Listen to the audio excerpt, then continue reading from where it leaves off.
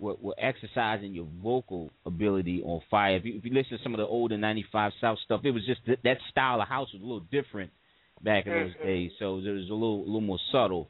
But that fire track, you lit that up. And Thank you so much. Yes, I used to play specifically the Dennis Ferrer remix of it, of the track you did with Carrie. So what I want to ask, I say all that to say, how did you get back into the house world? I mean, from just taking that break, how did you get back? There's some people I have to shout out. And, there was a young man that we called him K, and he was also a house music artist.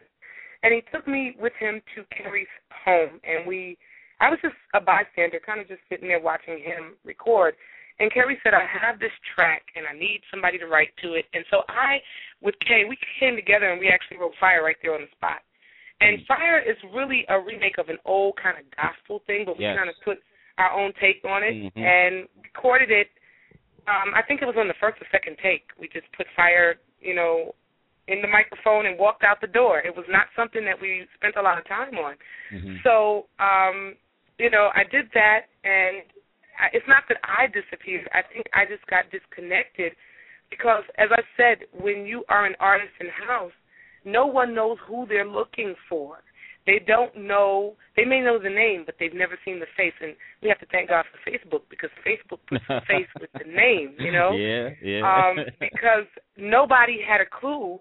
Who is this Lynn Lockamy? We have her singles, but we don't know what she looks like. She's not out there performing, which let me go ahead and plug now. Plug. She's available for performances. So go right on Facebook and look up Lynn Lockamy, because she is very much available. Hello. Okay. There you plug, go. shameless plug. Hello. No shameless. I mean, as a matter of fact, towards the end of the show, there's some time that we're going to dedicate to you to just plug away. You email everything. Okay. Let's get in touch with you, because I've had folks that have gotten some gigs off of these talk shows, so plug away. I hear you. So after that, a good girlfriend of mine by the name of Inaya Day, I know you've heard of her. Yeah, I know Inaya. Yes.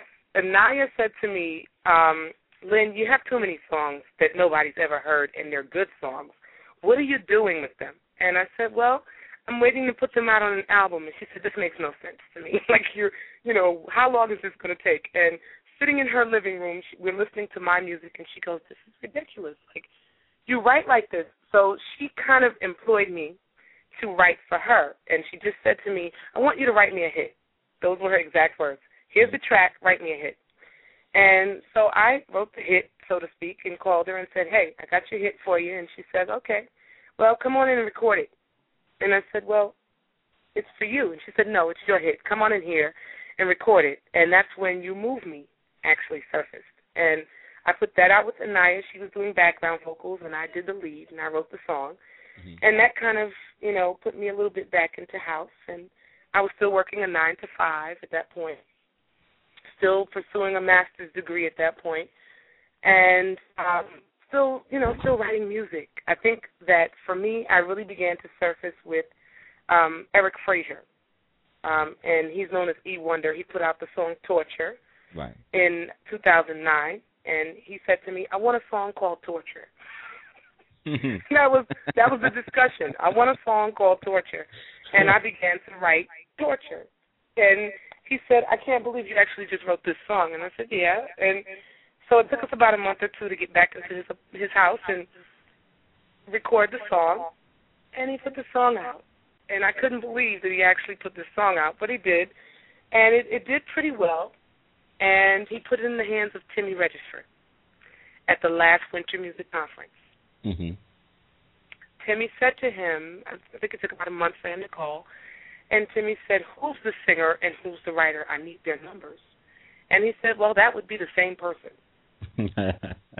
Give her a call at this number. And so that's when I heard from Timmy for the first time. And he said, I want to talk to you. Come in and let's sit down and talk. And he said, play me some music. And I played him some music. And one of the songs I played was At the Club. And he said, you have this just sitting in your computer? I said, yes. He said, this makes no sense. You have all these songs just sitting in the computer. And I said, I know. And he said, this is the one I want. I want this one. And I said, well, what are you going to do with it? He said, I'm going to put a new track behind it, and I want to put this out with you. And so that's why At the Club was put out. Timmy registered producer, Lynn Lockamy, writer and performer.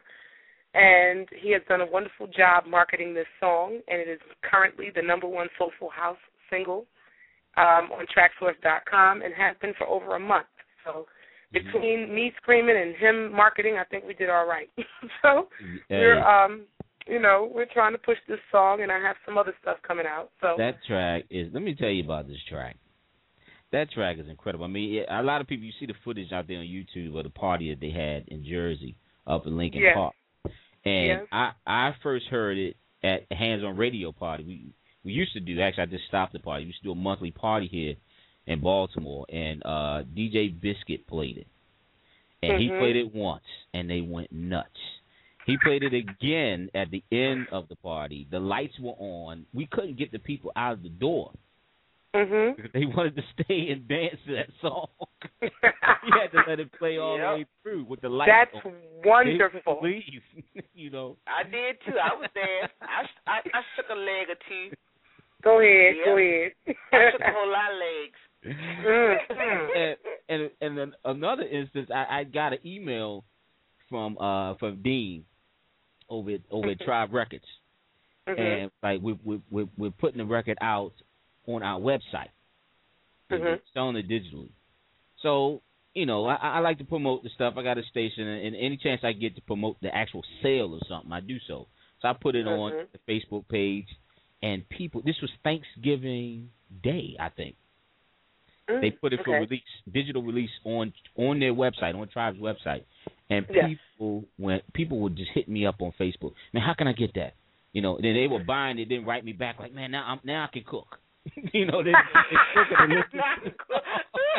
now they can cook. Okay. That's a new one. Okay. It was crazy. My. Thanksgiving Day. They put it out digitally before they put it out in the U.S. at Tracksource. But you know, I have to say, I have been so welcomed by the house music community, and the reception has been so warm, and I cannot thank my audiences enough.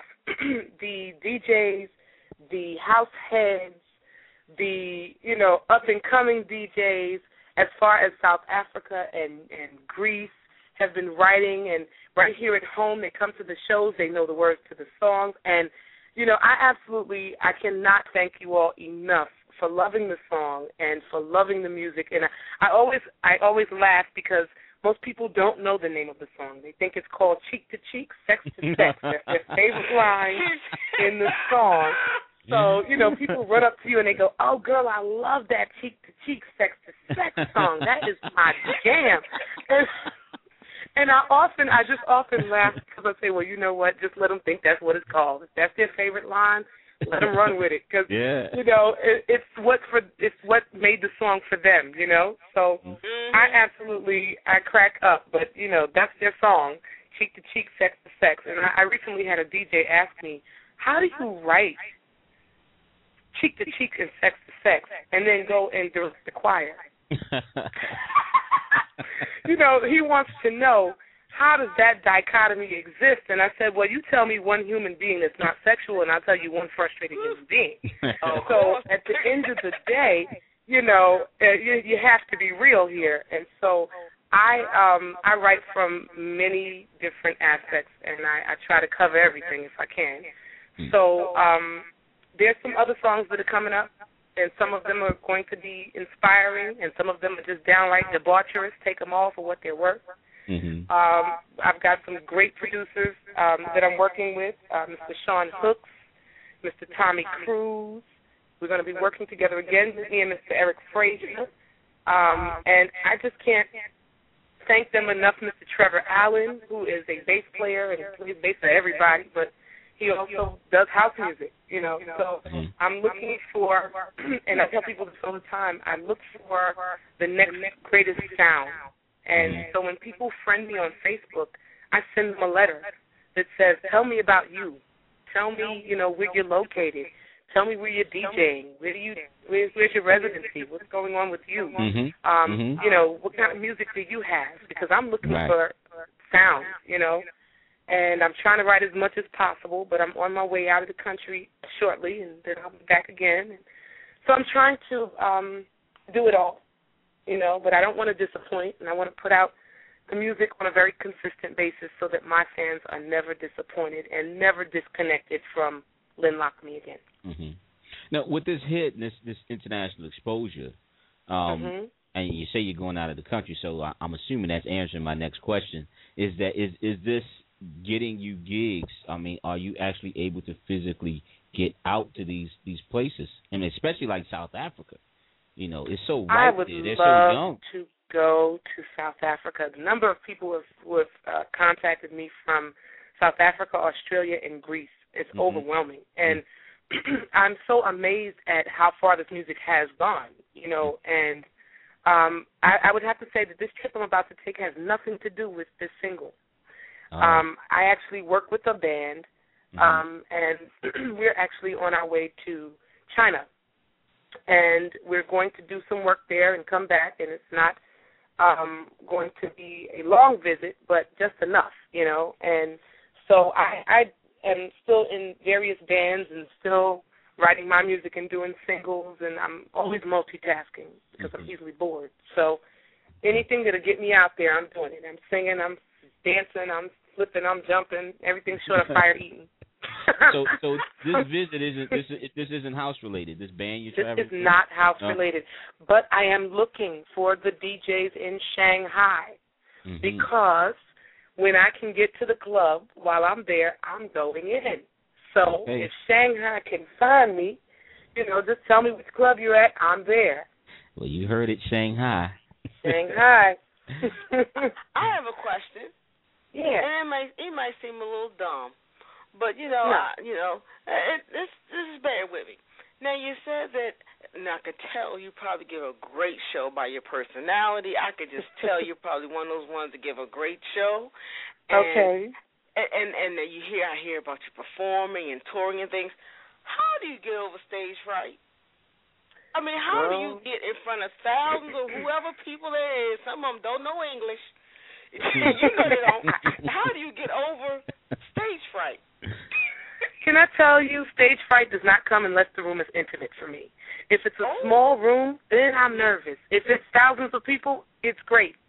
You're looking out into a sea of people. You're never really making eye contact with anyone unless they're really close to that stage. And even then, if I'm inspired by what I'm looking at, I don't have time to be really frightened. But if you tell me that I have family members in the audience or someone really close to me and it's an intimate room, I'm nervous. And I don't know why. But right behind the curtain, I'm a little nervous if I know, especially when my mom was in the audience. I'd be like, oh, God, Mom's in the audience. And so that would make me a little nervous. But I love people, and I love the interaction that comes on stage between myself and an audience. And I've been on both sides of the curtain, you know. I've been at the concert, just this crazy, crazed fan, you know, in love with the artist and wanting to just wait for them to exhale their next note. I was that way about Patti LaBelle, that way about Prince, that way about Michael Jackson, you know. And so I understand the craze. What I try to do on stage is give you something worth being crazy about, you know, because today we've just got craze for no reason. We've got music that you just go, what the heck are they talking about? And people are just crazy about it. And so I try to always make sure that it's valid, that the content of my artistry is worth the screaming and hollering, that people memorize the words because they make sense and that they speak to the person that's trying to memorize the words or listening to the song. For me, the validity of my writing is just as important, if not more so, than my performance. So I try to make sure that when I'm writing a song that there's still a bridge, a verse, a chorus, a storyline, you know, and it's not just hooky and something you sing along with and popcorny and, you know, and crazy. Because some of the stuff I hear today, I go, oh, my God, what? And, it's you know, garbage. and I think it, well, yeah, some of it can be. Garbage. And some of it can be a shock to the system. I don't know what anybody else feels, but first time I read the line,